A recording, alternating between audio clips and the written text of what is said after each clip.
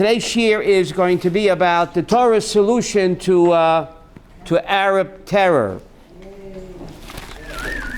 Before we begin with that, right?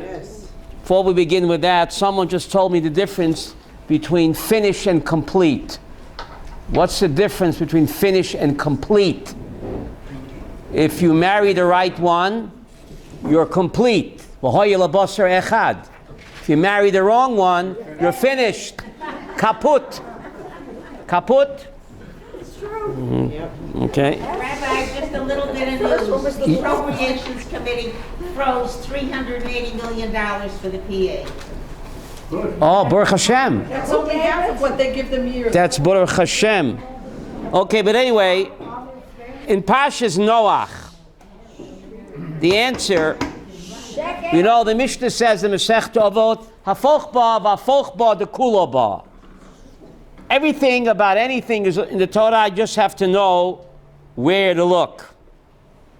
Rashi wants to know, when God brought the flood, why did innocent people have to be killed? Kate kol basar. So during the flood, there were many innocent victims who were killed. Rashi wants to know why, buddy. Why? So Rashi writes in Pashas Noach, Kol makam shata motzeh znut, andremusya bo la'olam, v'hoireget toivim v'royim.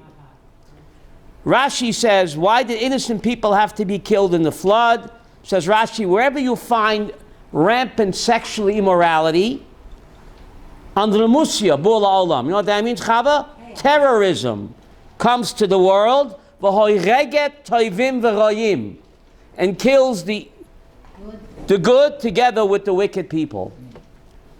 An amazing Rashi. An amazing Rashi. I'm not a Navi, but one thing I do know, there are no coincidences.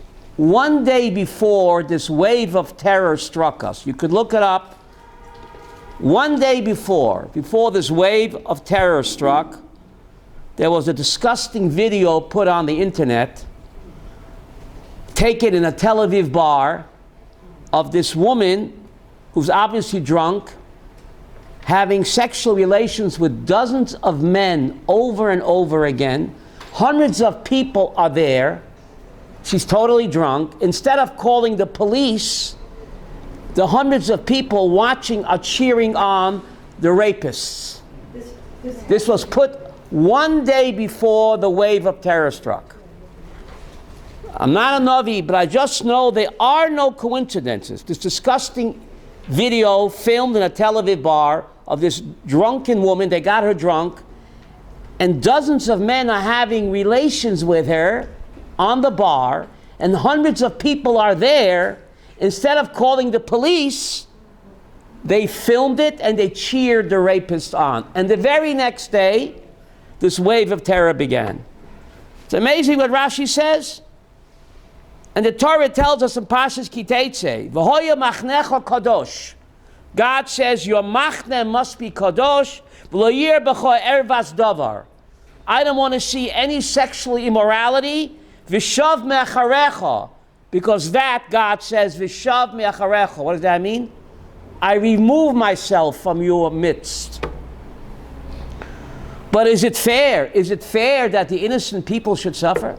Let the guilty suffer. Why did innocent people have to suffer?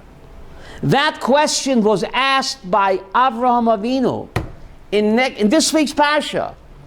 In this week's Parsha, Avraham Avinu says, that's the way you operate, God. When there's sexual immorality rampant, you destroy the wicked together with the righteous. But Avraham says it's not fair. In Sodom, there were maybe innocent children. Chalila lacha, lahamit tzadikim rasha. Who's more innocent than what? Than a child. So Abraham complains to HaKadosh Baruch Hu. Chalila lacha, hashofet kol haaretz lo yaseh mishpat. God, chalila lacha. What does chalila lacha mean? Sacrilege. Lahamis tzadikim rasha.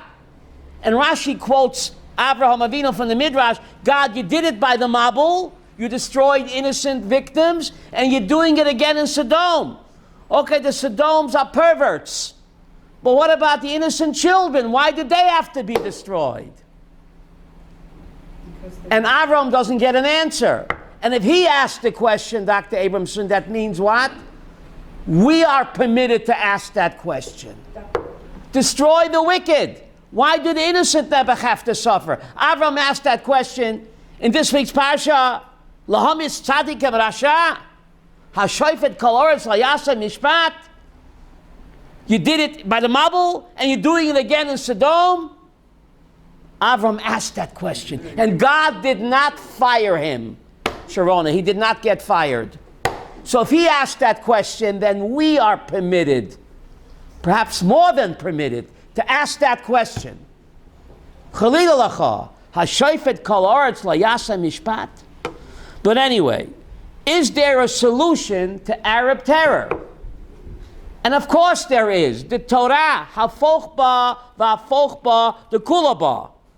It's just amazing that in Bamidbar Lamed Gimel, the Torah describes our situation. Bamidbar Lamed Gimel, Pashas Maseh, Pasuk Nun Bet. The Torah says, "Arashtem es kol yoshvei aretz." You shall drive out all of the inhabitants from the land.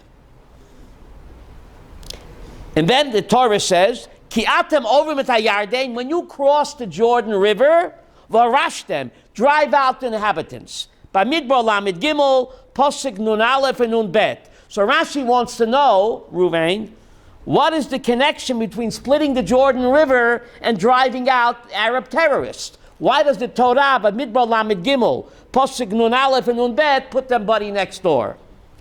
Rashi, I'm telling you, Rashi wrote this in the 1000s, but again, everything is in the Torah. I hope you're sitting down for this. What's the connection between God split the Jordan River? You know that? You look in the book of Joshua, just like God split the Red Sea, 40 years later, he split the Jordan in the days of Joshua. So what has that got to do with driving out Arab terrorists? Says Rashi, Amalhem Moshe, Keshatem Orvim Miyardam Yabasha. Why is God splitting the Jordan for you? He didn't live to see it, but it's going to happen. Why is going to God split the Jordan for you when you cross into Israel? Al Menas Kain Tavoru. The reason that I'm splitting the Jordan River, says God, is that you should drive out the terrorists. Vimlav. And if you don't drive out the terrorists, listen to Rashi's language, Mayim boyim v'shotfim etchem. You will be engulfed. What does shotfim have? You know Hebrew. V'shotfim. What does shotev mean? Participate. Shotev, you'll be engulfed by the wave of terror. V'shotfim mayim boyim v'shotfim etchem. If you don't drive out the terrorists, the Torah warns us by Midbar Lamed Gimel, Pasuk Nun Bet, you will be engulfed with a wave of terror. Mayim boim v'shotfim eschem. Shotev by mayim, Yeshua, what does that mean? Washed away. Washed away. You hear what the man said? How did Rashi know this in the year 1060? He had Siyata Dishmaya. And that's why, Malka, we have a holiday to celebrate splitting of the Red Sea. What's the holiday called? Shvi Shel Pesach. Dr. Abramson, what am I, chopped liver? When God split the Jordan River 40 years later, there's no holiday. You don't know when it is. Why? I'll tell you why, Rivka. Because God split the Jordan River, says Rashi, al menasta, we would drive out the terrorists. We haven't, so you don't deserve a chag. I split the Jordan River for you in vain. Rashi, Bamidbar Lamed Gimel, Pasuk Nun Bet, Yeshua, it's incredible. That's why there's no chag to celebrate Kriyas Yarden. What am I, chopped liver? Kriyas Yamsuf, you have a holiday, Shvi Shal Pesach. Kriyas Yarden was just as spectacular, but Rashi says, God said, Al Menas Kain Tavoru. I'm splitting the Yarden that you should drive out the Yoshvei Oretz. You didn't do it, therefore you're engulfed in a wave of terror, Rashi, and therefore you don't deserve a holiday. Incredible. Now, 1 second. This week's Parsha, the Torah calls Yishmael Pere Adam. The Chofetz Chaim, Reuven, 100 years ago, asked the question beautifully. You know Hebrew? Chofetz Chaim took Ulpan 103. According to Hebrew, says the Chofetz Chaim, you would say Adam Pere. You know Hebrew, right? The subject comes before the verb. That's Hebrew. Why by Yishmael is Pere? The subject comes before the adjective. Thank you. I'm glad somebody's listening. Adam Pere. That's what. Why Pere Adam? Says the Chofetz Chaim 100 years ago.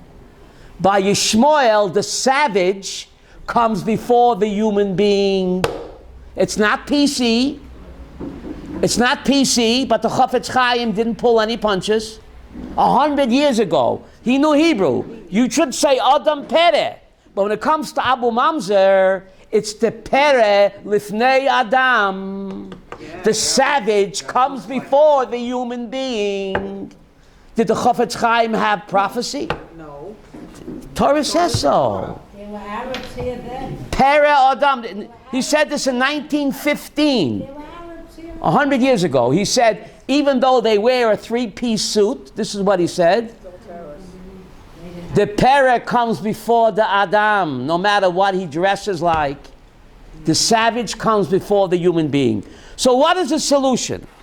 In Bamidbar Lamed Gimel, Pasuk Nun Hey, I'm telling you, it's like written today, even though it was written 3,327 years ago. But Ruvain, Bamidbar Lamed Gimel Nun Hey, Vim Loi Terishu as Yois Fayartum Nechem. If you don't drive out the terrorists from your land, those that remain here, Lisikim Be'enechem, they will be seeking in your eyes, says the Ramban, writing in the year 1265. You don't need no Bible codes.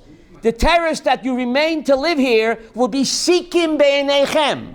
Mazeh Sikim, says the Ramban, Sakin Chad Mi Barzel. The Ramban, writing in the year 1265, on this pasuk in Bamidbar Lamed Gimel Nun Hey, you allow the terrorists to remain here, they will be seeking Be'enechem. Says the Ramban, I'm reading, Sakin Chad, Mazeh Sakin Chad. Sharp knife, Mi Barzel. Why did the Ramban have to add that for? Was he a Navi? Yeshua.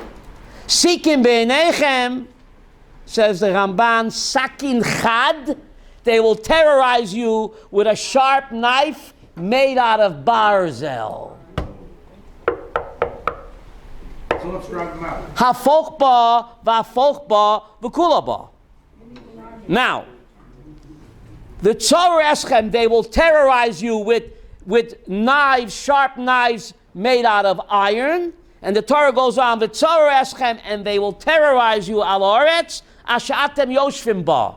They will terrorize you on the land that you dwell. Says the Orach Chaim HaKadosh, writing in the year 1600 and something.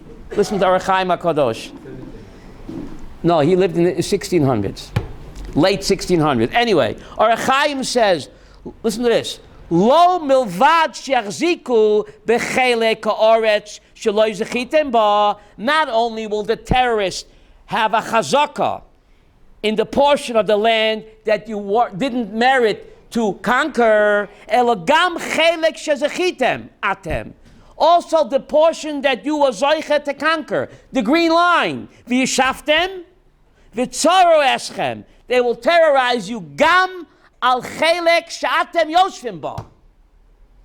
They'll terrorize you not just on the West Bank, says the Orach Chaim HaKadosh. V'tzoro eschem, they will terrorize you gam al chelek she'atem yoshvim ba. Even in the land that you so-called the UN partitioned for you, loy martzu mimenu, get out.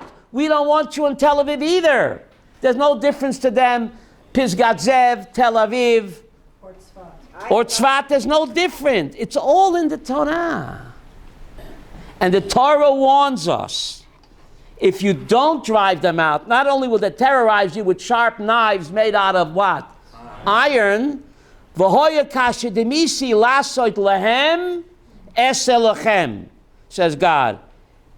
What I plan to do to them, I will never do to you.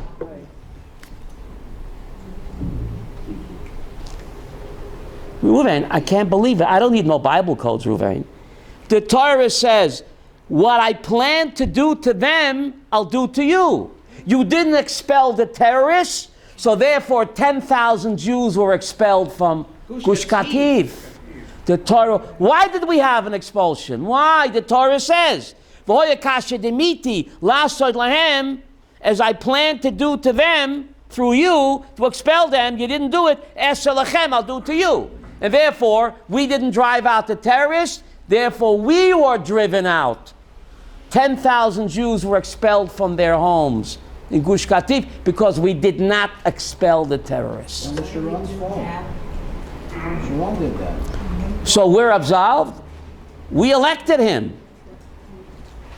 I guess you get the leaders that you deserve. Who said that? Iron fist. You can't. What? But Sharon promised he would drive them out. He Yeah. promised this and he broke it. Throw you in jail right now. So the Torah is telling us how to solve the problem. We don't have the courage to do it, so we suffer. We don't have the authorization. We have spineless leaders. Do we need authorization? What? We need leaders that... Are you recommending a Are you saying we should have anarchy? We're a sovereign country. We What? have a leader. He should do what he So Yes, he should do he it. was elected. If a leader cannot protect, if the government cannot protect its citizens, it has no right to govern, buddy. The first job of any government is to protect its citizens. If it can't protect its citizens, it should resign. The decent thing would be for Netanyahu to resign. You can't do the job. Resign. We'll find somebody that will do the job. Simple step. You Lieberman. The government should resign. If you can't protect the citizens, you have no right to govern. Do you agree with me? Okay. So the decent thing would be for him to resign. Is he going to do it? No. What? Does it give a solution? love power. Yes, drive out the terrorists. Or they will continue to terrorize you with sakin chad mi barzel, chas v'shalom. And it's just incredible. Yeshua, this week's Parsha. I'm telling you, we have a new shiur, by the way, every Thursday at 2 o'clock. In addition to this year, every Thursday at 2, we have a shiur on current events in the weekly Haftorah. How you see how the prophets from 2,800 years ago are speaking to our time. Now, the Gemara Megillah surely says there were millions of prophets. Millions. How come only 48 are recorded? The Gemara Megillah says those millions of prophets spoke for their time. I'm not interested. Tanakh is not ancient history. Tanakh is God's GPS. What's GPS? God's personal system. Don't mix me up. God's GPS, God's personal system. So the 48 Nevi'im, Dr. Abramson, speak to us. If you come Thursday at 2, I'll show you, your hair will stand up without Bible codes. How the weekly Haftorah is speaking to our matzav and the solution. From 2,800 years ago. Buddy, tell it like it is. Our fearless leaders, our clueless leaders, Aviva, clueless, ignore Tanakh at our peril. They ignore Tanakh. They don't care because they walk around with 19 bodyguards. They ignore Tanakh, our peril, to our detriment. I have a question. So Bibi should tune in Thursday at 2 o'clock. Can you send him an email? Abraham, Thursday at 2 o'clock, Bibi should tune in. Name one Russia that was killed this time. Name one Russia. But anyway, I don't have time for questions because we have to, today we have, there's somebody coming at 3 o'clock. We're getting a visitor from the government at 3 o'clock. So we have to, Hope it's not the sheriff. I hope it's not the sheriff. But anyway, I gotta talk fast, Avram. And I hope you're not taping this. No. Oh, okay. This week's Parsha, buddy, Quinky Dinky, this week's Parsha. Sarah says to Abraham, Garesh sha'am azot ve'etz benah. What does Garesh mean? They must go. Drive out this slave girl and her terrorist son. That's what she says. Genesis 21, Pasuk 10. She says to her husband, drive out the slave girl and her terrorist son. What's the word terrorist son? Says Rashi. Mitzachek, says Rashi. What was he doing? Meiriv im Yitzchak ala Yerusha.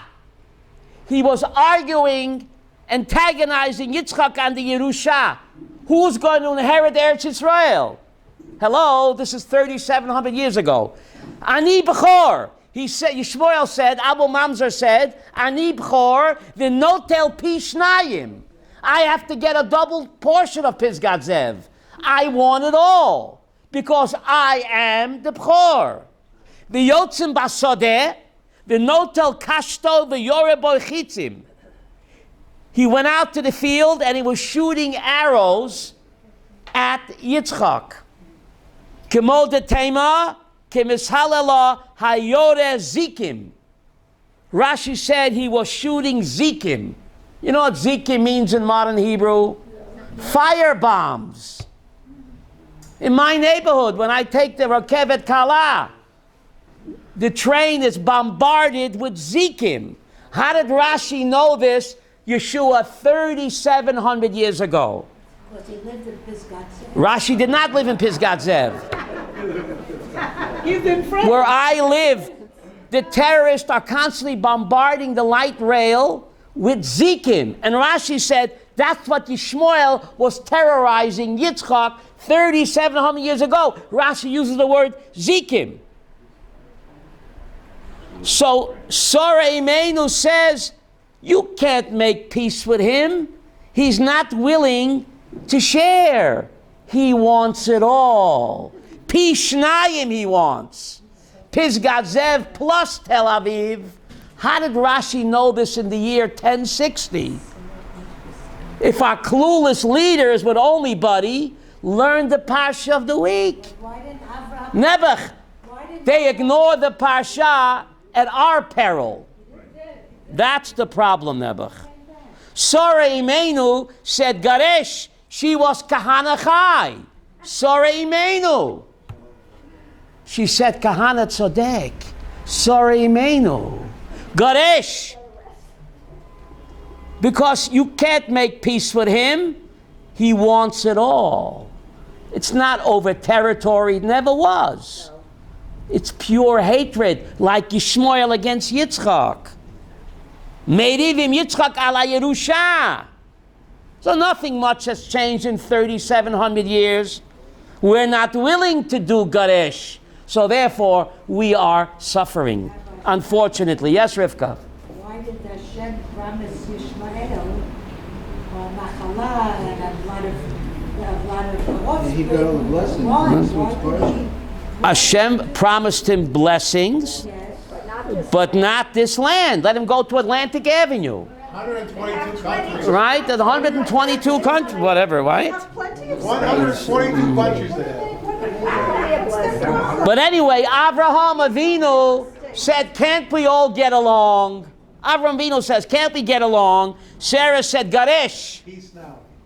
Right? Sarah, women have a bina yetera. It's impossible to negotiate with the pere lifnei Adam. Hello, it's not Adam pere, it's the pere lifnei Adam. Hafochba vafochba, the kuloba. Connie, isn't that amazing? What's the kula? Everything is in it. Keep turning it over the Torah. Hafochba vafochba, the kuloba. Everything is in the Torah. The parsha that we read yesterday, very strange parsha. When Abraham's nephew was kidnapped by terrorists, Abraham becomes Rambo, right? He mobilizes 318 commandos and he goes fight against 5 Arab armies and he's victorious. When his wife is captured by 1 king terrorist, not 5, he does absolutely nothing. Strange. When 5 kingdoms of terrorists capture his nephew, 5 kings, he mobilized a little ragtag band of IDF commandos and he's the Rambo, and he frees his nephew from terrorist captivity. When his beloved wife is taken captive, take my wife, please. You're not laughing. Who said that? Take my wife, please. He does nothing. Aviva, isn't that strange? What? For his nephew, he's the Rambo, the hero, against 5 terrorist kings. When only one terrorist king, the king of Egypt, kidnaps and takes his wife captive, he does absolutely nothing. Hello? You love your nephew more than take my wife, please? So what's really happening? Very strange. The answer, please. The answer is found in the Haftorah that we read yesterday. I told you that the Haftorah always speaks to current events. The Haftorah we read yesterday from the book of Isaiah, Noten layoaf koach, ule'ein onim otzma yarbeh. God gives strength to the weary, and those who have no power, God gives them superhuman power. But that's only in Eretz Yisrael, not in Chutz La'aretz. Where was Lot taken captive? In Eretz Yisrael. In Eretz Yisrael, the IDF against 7 Arab armies, it's not normal. God says, Noten layoaf koach. Yesterday's Haftorah, Yeshayahu Mem Aleph. Ule'ein onim otzma yarbeh. I'll give you extra human super strength, God says. But that's only in Eretz Yisrael. But in Chutz La'aretz, where was Sarah taken captive? In Shmutz La'aretz.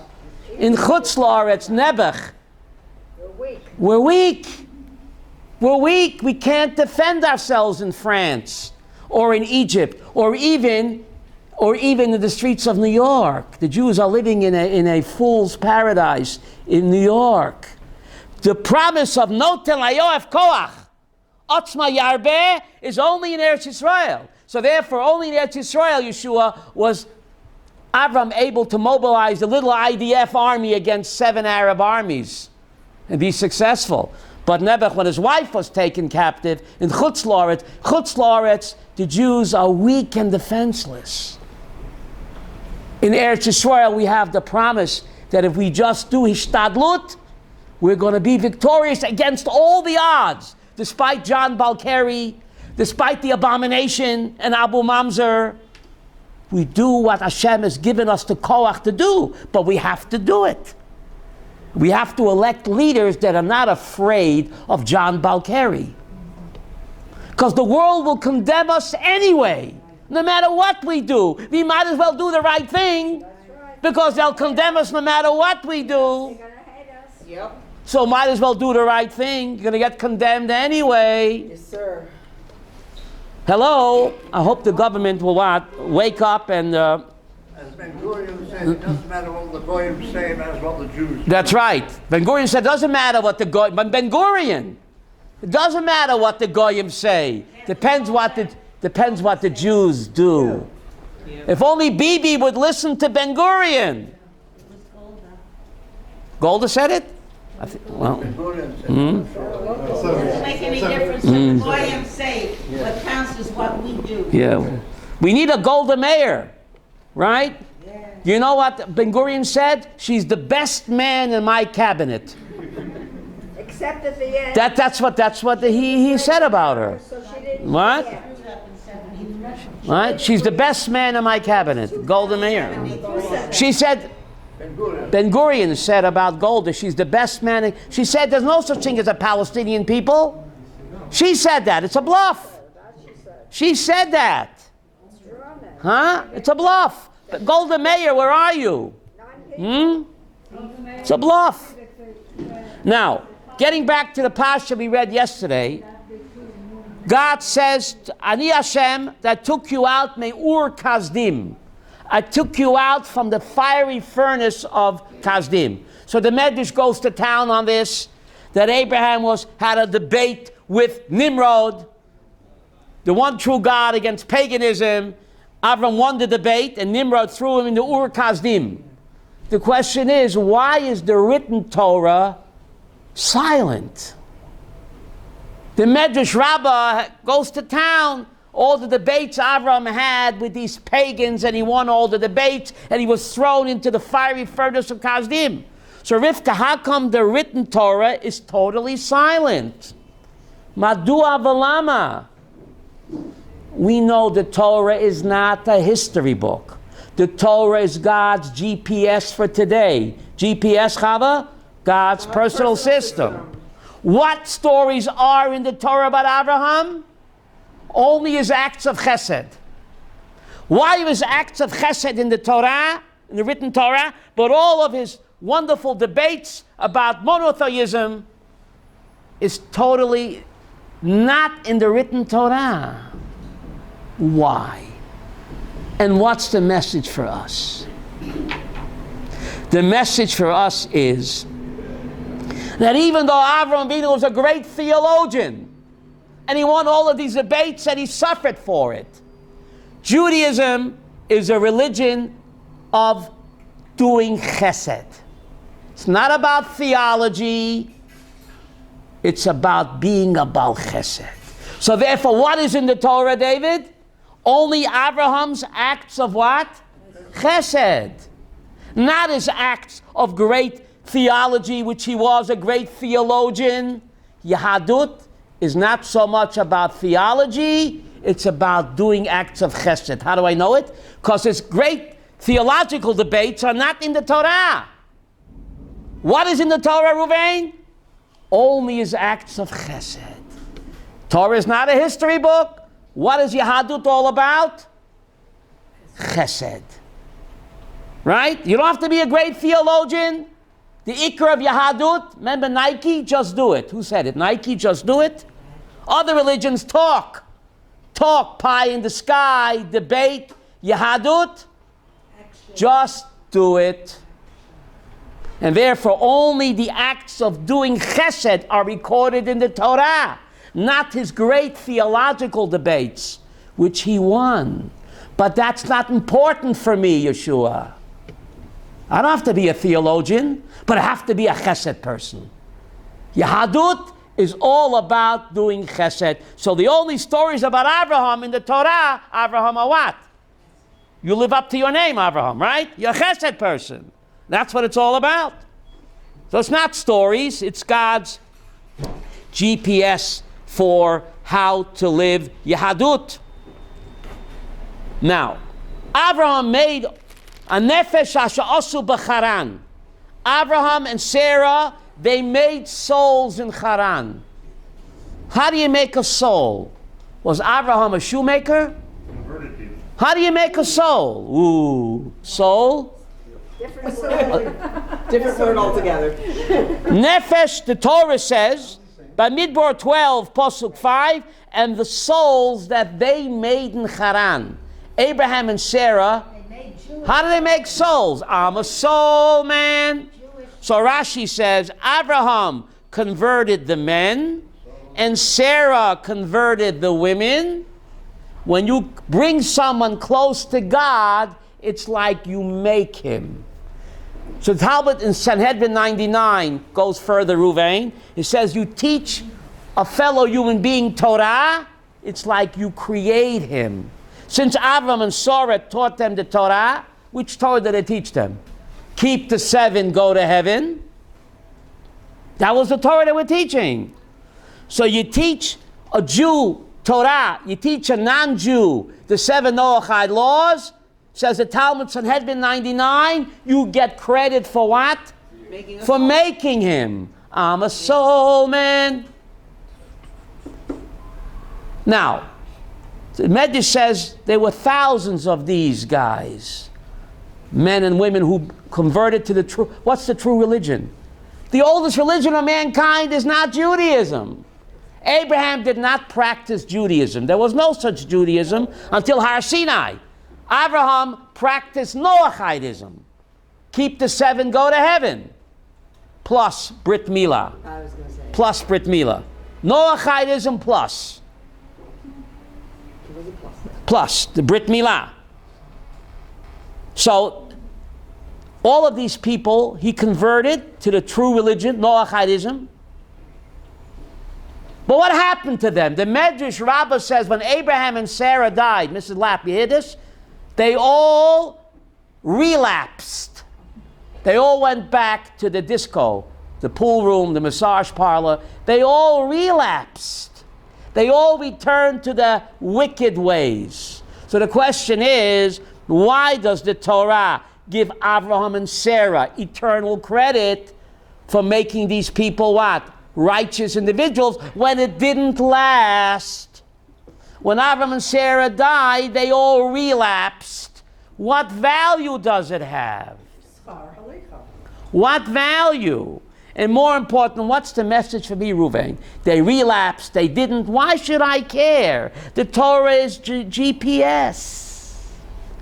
What's the message for me, David? Some people think, I'll get this guy to come to one shiur. He'll never come again. I'll get this guy to put on tefillin once. He'll never do it again. What value does it have? Am I wasting my time? No. No. Avram and Sarah, they knew when they're going to die, it's going to fall apart. But it didn't stop them. We'll always have that magic moment. We'll always have Paris. Oh, we'll always have Paris. Who said that? Ooh. What a message, Sharona.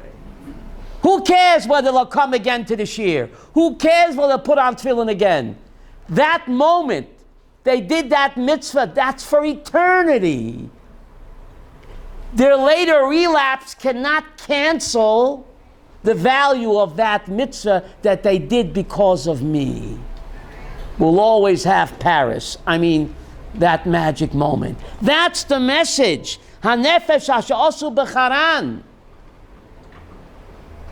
Even though it fell apart. But they made them do one mitzvah. You invite a guy once for a Shabbos meal, he'll never come again. So what? You'll always have that chesed. Or he made a bracha once. He'll never make a bracha again. It will not cancel the fact that he made Nechama a bracha once. I got him to make a bracha once. That's to my eternal credit. Who teaches me that? Abraham and Sarah. Yes. That's just actually, although I'm not a Chabadnik, but You're not a Chabadnik. but this is from the idea of the Bible when you say put on tefillin. Well, Abraham was a Chabadnik. Yes. Didn't you know that? Abraham and Sarah, they had the first Chabad house. You didn't know that. The world of difference between Reach out and touch somebody. It was the model of the Chabad house. What's Judaism and Noahidism? Reach out and touch somebody. Don't keep it for yourself. There's an amazing Rivka, I got to tell you this. In Pashas Bereshis, it says something incredible. In Pashas Bereshis, it says, "Vayisalech Chanoch et Elohim ve'enenu." Chanoch walked with God, and he was taken away early. Says Rashi, Chanoch was a righteous man, but God took him early. God took his life before his time. What do I care, Yeshua? Torah is not a history book. I need to know that 5,000 years ago, there was this righteous individual called Chanoch, who was very righteous. He walked with God, and God took him early. Says Rashi, even though he was a tzaddik, God took his life before his destined time. Why should I care? I'm not into ancient history. The Torah only writes what I need to know for the year 2016. We're almost there. Says the Chassam Sofer, Sharona, Chassam Sofer. Chanoch misbodet min anoshim, kedei lavod Hashem levado. Chanoch was a big tzaddik, and he said, listen, these guys are lowlifes. I want nothing to do with them. I'm just going to serve God in my own room. I'm going to meditate and pray to God and study and commune with God. Levado. I only want God. Lochein Hashem lokach oto. Biglal shechanoch lo mishpia al ador. He was a tzaddik only between him and God. I don't want to waste my time with these lowlifes. I have no time. I'm too busy steiging. I want to be only with God. So God obliged him. God says, you want to be only with me? You have no time for a fellow human being? I'll oblige you. Some Sprecher says that. Ki lo kachot Elohim. You want to walk only with God? God will take you. Chas v'sholom. Kodim zmano. God will oblige him. Our tafkid, says the Chassam Sofer, is mashpia al ador. We have to reach out and touch another person. The Mishnah says in Ovot, Kol ha-mezakeh harabim ein chet bo al yado. Our tafkid in life, buddy, you know this, is to touch somebody else. Act of chesed, kindness, Torah, doing for people. That's what Hashem wants. Then we're going to stick around a long time because God sees that we interact, that people need us. If people need us, we got to stick around. But if you think only about you and God, that's all you want, and God says, I'll oblige you. And therefore, he took Chanoch before his time. The Torah wants us to interact, reach out, not to look down on anybody. That's what Judaism and Noachidism is all about. It's an amazing Rambam. There's a mitzvah to love Hashem. We say it twice a day. V'ahavta Hashem Elohecha. V'ahavta Hashem Elohecha. Love Hashem your God. Says Rambam, how do you do that? There are many ways. Says Rambam, one way is to teach Torah to a Jew, and the other way is to teach the Noachide religion to non-Jews.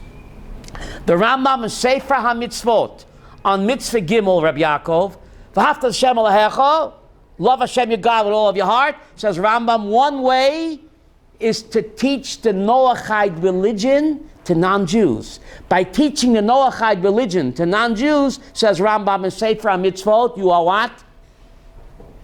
You're loving God. Did you know that? You're sharing him with the world. You're sharing him with the world. So for Judaism, that means the Taryag, and for non-Jews, it means keep the 7 and go to heaven. Buddy, keep the 7, go to heaven. Wow. So we teach a Noachide religion to non-Jews. We are loving HaKadosh Baruch Hu. We're affecting people's lives. Wow. Chanoch was not into it. He was too busy steiging on his own. How do you say that in English? Growing on his own, right? Steiging means growing on his own, right? Of tzaddik and pelts. So you want to be it only with God? So God said, I'll oblige you, and God took him before his time. So we want to stick around. We have to interact with people, influence people. And sometimes it just takes a smile or a kind word. A guy's having a bad hair day, and you give him a smile. You're changing the guy's, the whole day is different for him. Avot de Rabbi Nosson, chapter 13, Yeshua. Avot de Rabbi Nosson, chapter 13.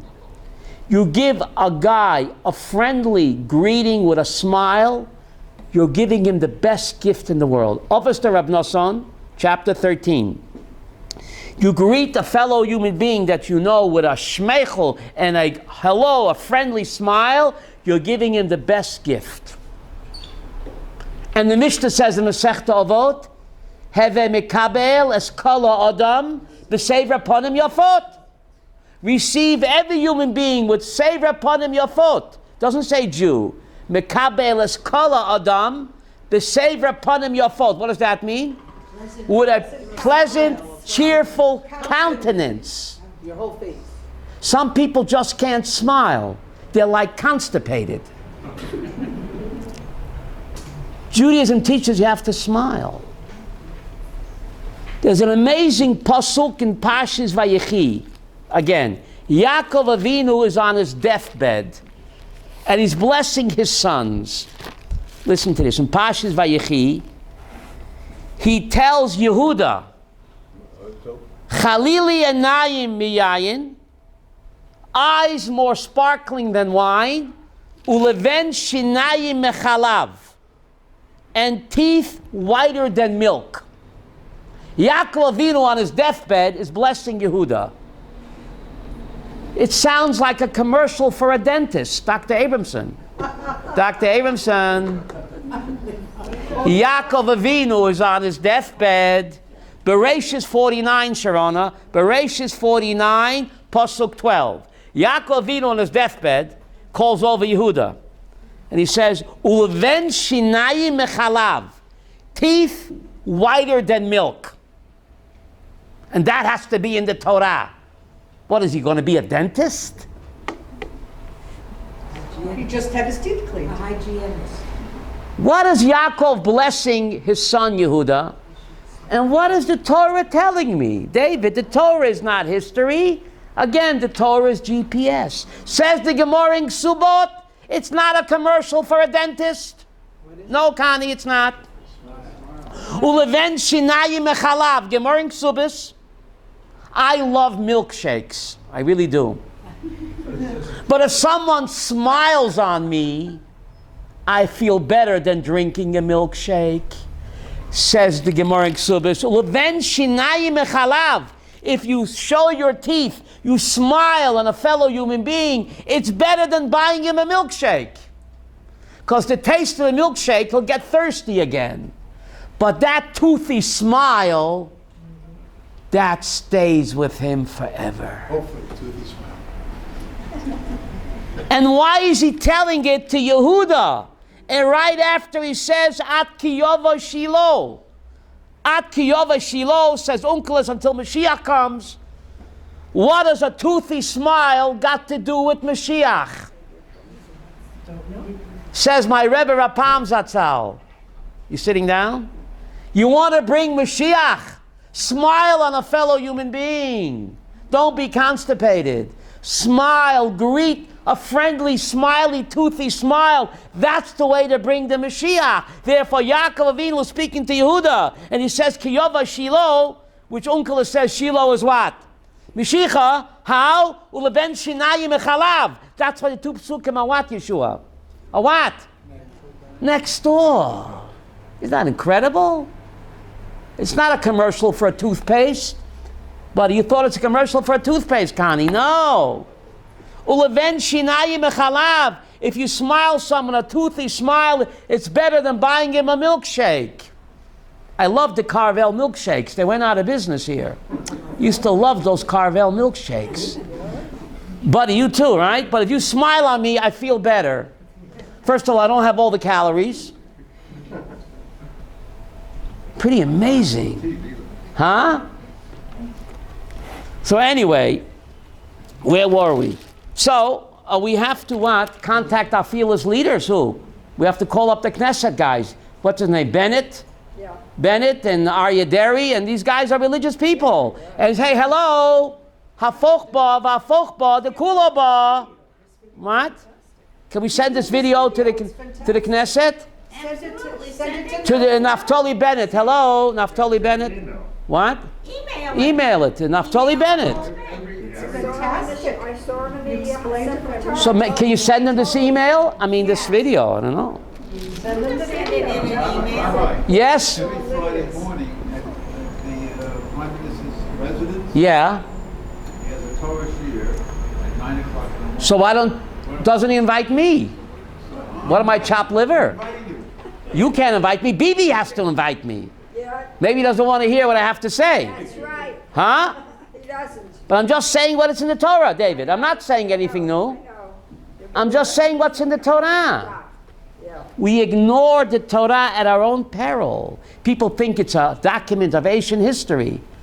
Nothing in the Torah is ancient history. If you learn any history, how do you say derech agav? That's only by the way. The Iker is GPS. Rabbi. The Torah is God's personal system how to live our lives. The Torah is God's roadmap, not road trap. The Torah is God's roadmap to life. In every generation. Right? But especially in ours. Because we've been brought back to the land of Israel. Let me give you some hope. This week, Rabbi Rosh Kollel and Bnei Brak went to Chaim Kamenetsky to get a bracha. He's going to New York to fundraise for his kollel.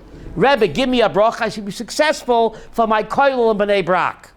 Reb Chaim told the Rosh Kollel, don't go now. Don't leave Israel now. Mashiach ba'petach. You're going to miss the welcoming committee. Mashiach ba'petach, Reuven. He told the Rosh Kollel, don't go to New York fundraising. You'll miss the welcoming committee. Mashiach ba'petach. Ooh. Chaim Kamenetsky. Don't go fundraising. You'll miss the grand entrance of the Messiah. Give the shir at the Beit Avichai. Who? 2 months on Wednesday. Of Chaim Kanievsky? No, that's Chaim Soloveitchik. You're mixing up apples and oranges. Chaim Kanievsky, the great rabbi from Bnei Brak. You know, he's the one that said, Shiach ba'petach. But anyway, we know in Hebrew, but he said it this past week. He told the rabbi, don't go fundraising. The great tzaddik in Bnei Brak, he told this guy, don't go. Now, Reuven, we know in Hebrew, how do you say dawn? Shachar. It's the same root as the word shachar. Black is black. So why in Hebrew the word for dawn and the word for black is the same word? Because the blackest hour of the night is right before dawn. Please, shachar, the blackest hour of the night is right before shachar. Therefore, it's the same root. Says the Vilna Gaon, if that's true in the physical world, that the blackest hour of night is right before dawn, then it's certainly true in the spiritual world. That things are so shachar now for the Jewish people, we know that the shachar of redemption is very, very close. Hang in there, fasten your seatbelts. But since it's so shachar, we know that the shachar of redemption is very, very close. And we just have to what? Double down in our chesed. Strengthen our emunah bitochon and do the extra chesed. The extra smile. It doesn't cost any money to smile. Even if you can't give a beggar any money, you can give him a kind word and a smile. It doesn't cost any money. Dr. Abramson, you know this better than me. The Gemara Baba Basra, page 11 says, you give a poor person tzedakah, you get 6 brachos. If you give him tzedakah with a smile, you get 11 brachos. The same check, but you give it with a shmeichel and a kind word, you don't get 6 brachos, you get 11. Some people write a check for tzedakah, and they're like constipated. You know, here, take the check. Supposed to smile when you give tzedakah. You're doing chesed. You're helping him, but you're helping yourself. You're doing an act of chesed. The money that you give him will be spent, but the act of chesed is in your bank account for eternity. So smile when you give tzedakah. Be happy about it. And you're not going to get only 6 brachas. You'll get what? 11. Baba Basra tells me that. Close it out. We have to close it up now. Thank you very much.